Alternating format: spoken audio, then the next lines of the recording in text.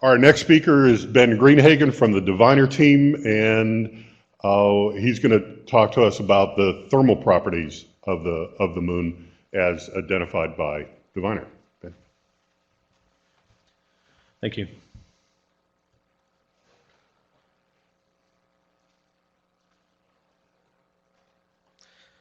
Before I get started here, I just wanted to point out that the Diviner team has recently expanded, and we were happy to convert in green here the names of these people who were participating scientists under the first part of the mission into COIs, and then also some other science team members have been added as co-investigators as well.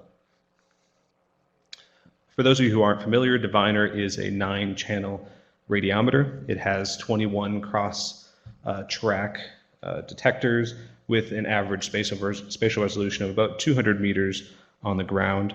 The wavelengths cover all the way from the visible to the far infrared, and these channels were chosen so that we could meet our science goals, which are to characterize the moon's surface thermal environment, map properties of the lunar surface, and characterize polar cold traps.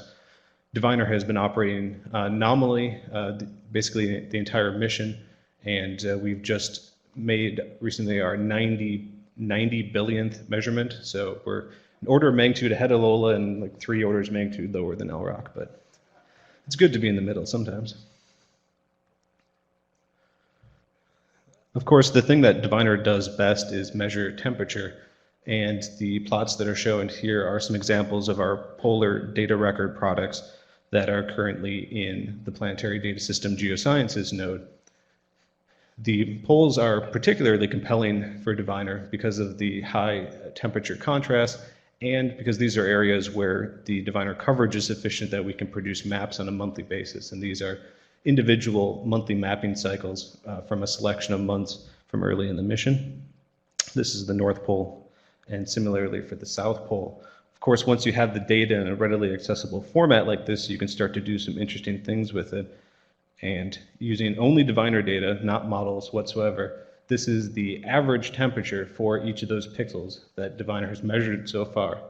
And here it becomes pretty obvious, and it should be, that the poles are cold. You're seeing temperatures ranging from about 50 to 150 Kelvin on average across the polar regions, North Pole on the left and South Pole on the right. It gets a bit more interesting when you start looking at the maximum temperatures that Diviner has observed, and they're actually reasonably warm. You can have 200 all the way up to approaching 300 Kelvin near the poles, and so it's not so cold, especially if you're from the upper Midwest like I am. Also apparent in these maximum temperature maps are the areas that do have the persistent shadowing, because even the highest temperature that Diviner has measured in some of these areas, the main craters along the South Pole and also the North Pole, you still have temperatures less than 100 Kelvin.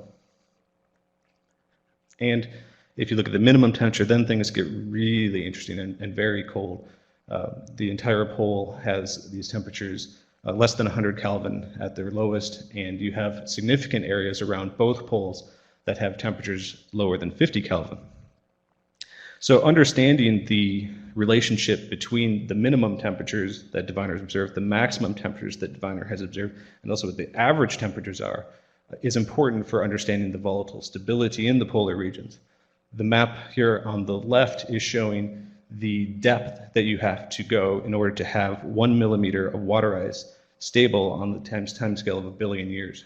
So areas that are gray do not have a stable water ice, or could not have stable water ice to the depth of 1 meter.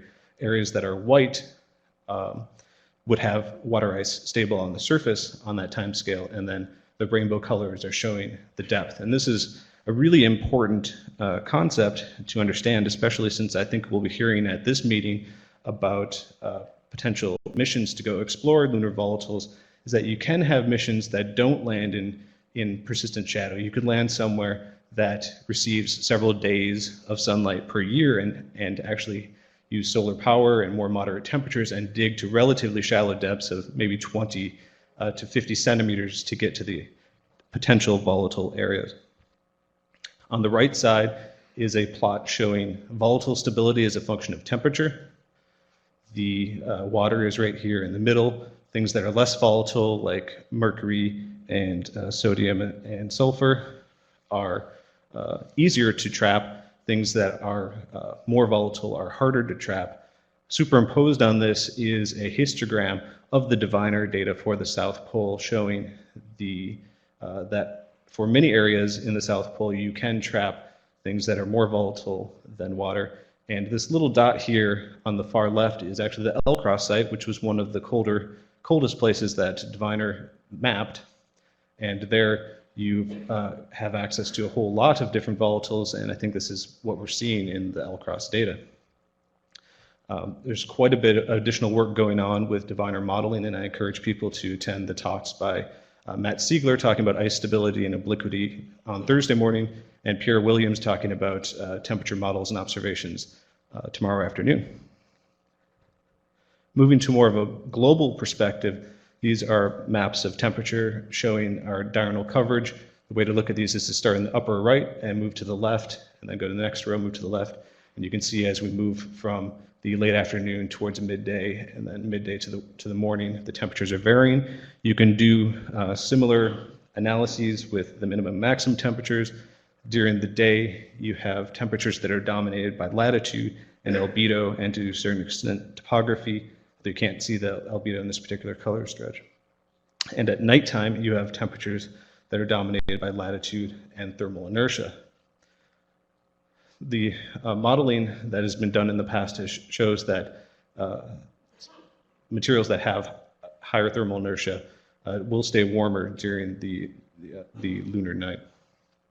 And this leads to very interesting properties such as rock abundance. And Josh Banfield has put in a tremendous effort to produce rock abundance data products using the diviner data, and those maps are in PDS as well.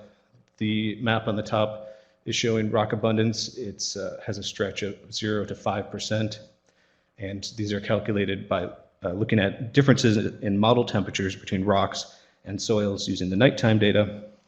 Like I said, the rocks stay warmer than the soil. The Maria tend to have more rocks than the highlands. These are actually constellations of very small impact craters that are bringing up blocky material. You don't see this in the highland areas because the regolith is thicker and you're not bringing up blocky material on that same scale. It's a little hard to see on this map, but if I switch over to a composition map, you can see the areas that are mare tend to be more of a cyan color in the rock abundance, and areas where highlands are the darker blue. Oh. I don't think I need network connectivity for this talk.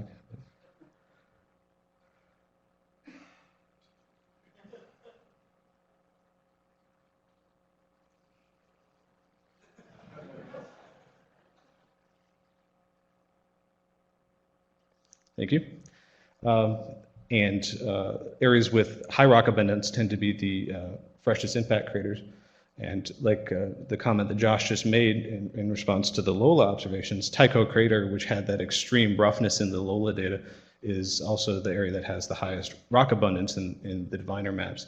And looking at these similarly sized craters, you can see as you go from more fresh to less fresh, Tycho to Aristarchus to Copernicus to Borealis, that you have less and less rock abundance. And these results have just recently been written up and are in press in a paper by Banfield in JGR. The other component that comes out of this modeling is the temperature of the soil at night, the rock-free soil. The map up here is normalized for latitude, but you can still see some variations. The rocky areas have elevated temperatures, and then you have some cold anomalies at the higher latitudes that are driven by topography. And interestingly, you also have some cold and anomalies at the equatorial regions that on the diviner team we've been terming cold spots. And Josh Banfield will talk about this in some great detail tomorrow morning. I encourage you to come to his talk. The diurnal observations I've talked about so far are good at getting thermophysical information about the upper 10 to 20 centimeters of the lunar regolith. There's also an opportunity to get information about the very topmost part of the regolith, just the top centimeter or less. using eclipse observations, and that's because the thermal pulse is much shorter for the eclipse, and you're sensing a shallower depth. So the plot on the upper left is a global model that we have, where we're actually able to simulate the eclipse. So this is pre-eclipse, then you're coming into penumbral eclipse, moving through total eclipse and back out. We actually have opportunities to do this observation about every 6 months. Unfortunately, for each of those, thank you, for each of those opportunities, the solar geometry hasn't been great so far. We've been more or less in the terminator orbit, and the plot down here shows where we were for the most recent eclipse, very early morning, but 7 to 7:30 a.m. And the surface just hasn't had a whole lot of time to heat up yet, but the preliminary analysis show that the surface is actually cooling much more rapidly than the models would predict it would. And the plot on the lower left here is showing the dots are the diviner observations, and the lines are what the standard diviner model based on Vasavat et al. 1999 would predict.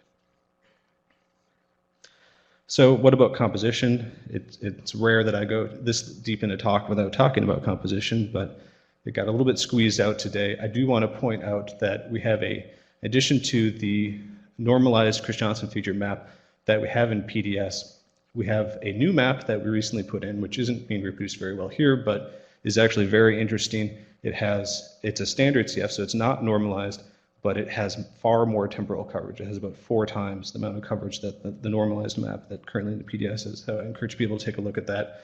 The compositional investigation is going to be covered in quite a bit of detail at this meeting.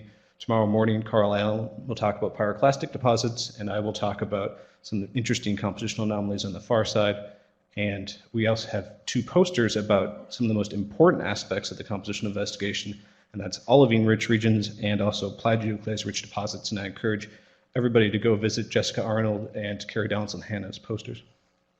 So in conclusion, the diviner science is pretty exciting.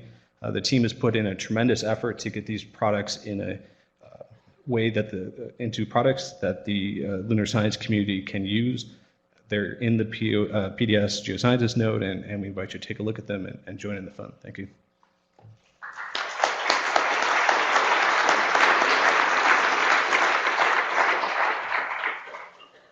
Questions for Ben?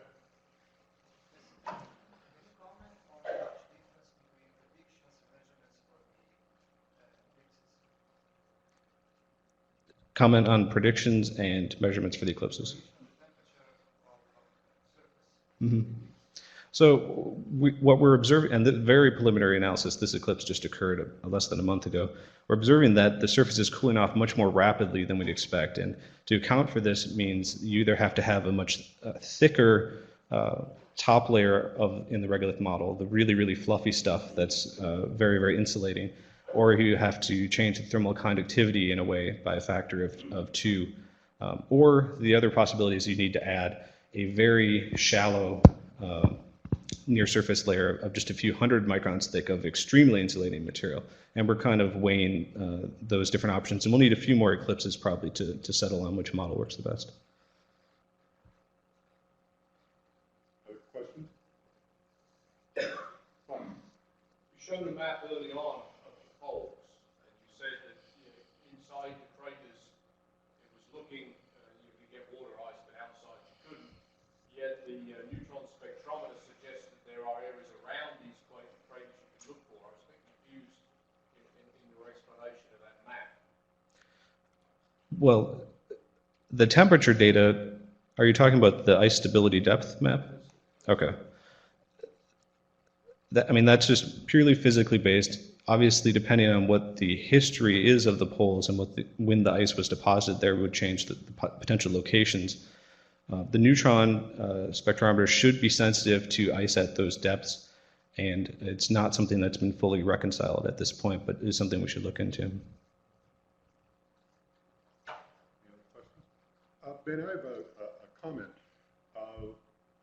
In a discussion I had with Grant Heiken probably a year or 2 ago, he reminded me of observations that he had from Apollo, where he described the very upper level of the regolith as having, some areas it's having a quote crust on it. And it might be useful to have a conversation with him to see if that can